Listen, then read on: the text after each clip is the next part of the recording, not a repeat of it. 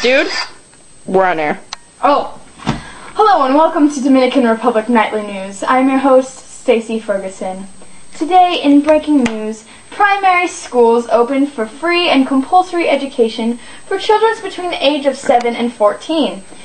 This might pose a problem for people who live in isolated areas because of limited access to schooling. In other news, dengue and malaria are endemic in this country. There is currently a mission based in the United States to combat the AIDS rate in the Dominican Republic. In happier news, according to the World Tourism Organization, the Dominican Republic is the Caribbean's #1 tourist destination. Now to Mackenzie for the sports news. Thank you, Stacey. As we all know, baseball is one of the major sports in the Dominican Republic. After the United States, the Dominican Republic has the second highest number of baseball players in the U.S. MLB, including Sammy Sosa, Pedro Martinez, Alex Rodriguez. The Dominican Republic has participated in the Baseball World Cup several times and has won the gold once and got 3 silvers and 2 bronze. The Dominican Republic also has its own baseball league, and the season begins in October and ends in January. Many MLB players and minor leaguers play in this league during their off-season. Back to you, Stacey. Thank you, Stacey. In 2004, it was estimated that 8% of the cocaine smuggled into the U.S. was through the Dominican Republic. The government responded with increased efforts to stop the shipments and arrested and those involved. We are here with Jose, who was falsely accused of being a smuggler. What do you have to say about these allegations? What I have to say is that, it wasn't me, man. I mean, sure it might have been my car, but it wasn't me.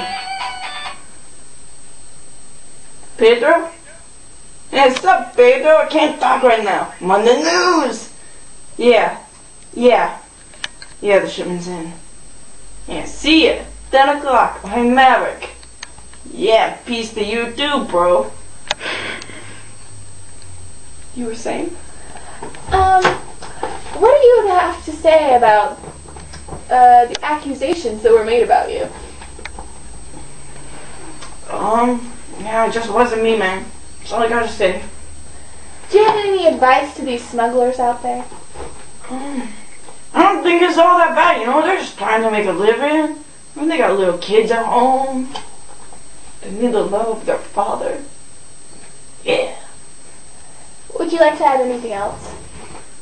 Pedro! Stop, man! I'm on the news! Back to you, Stacey. Thank you, Mackenzie.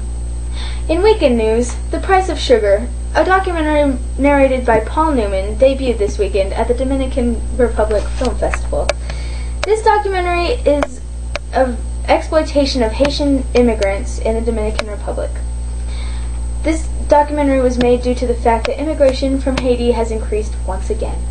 Selective enforcement of deportation rules is much criticized in Haiti, and it has been said that the Dominican Republic could help heal many of Haiti's open political wounds by extraditing back to Haiti many of the criminals of the 1991 coup d'etat and the Duvalier dictatorship who enjoy de facto political asylum in the Dominican Republic. Now we will go to Jennifer Lopez for the weather. Thank you, Stacey. In weather today, it's sunny. See? As you can see, the low for today will be 21 degrees Celsius, and the high will be a whopping 25 degrees Celsius. Here's the 5-day forecast. Remember, folks, that while it may be sunny now, you better be getting prepared for the wet season. And as always, it's going to be a long one, with an average rainfall of 1,346 millimeters. The wet season is expected to last from May to November. Again! Back to you, Stacey. Thank you, Jennifer. for that enlightening weather forecast. And now for some cloudier news. According to a study done by the CUNY Dominican Studies Institute, about 90% of the contemporary Dominican population has African descent or African roots. However, most Dominicans self-identify as being of mixed race rather than black, in contrast to African identity movements in other nations. Many have claimed that this represents a reluctance to self-identify with African descent and the culture of the freed slaves. According to Dr. Miguel Anibal Perdomo, professor of Dominican Identity and Literature at Hunter College in New York City, there was a sense of deculturization among the African slaves of Hispaniola. There was an attempt to erase any vestiges of African culture from the Dominican Republic.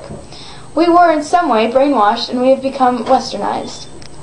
Well, folks, that's all for the Dominican Republic Nightly News. We're on a 23-and-a-half-hour break.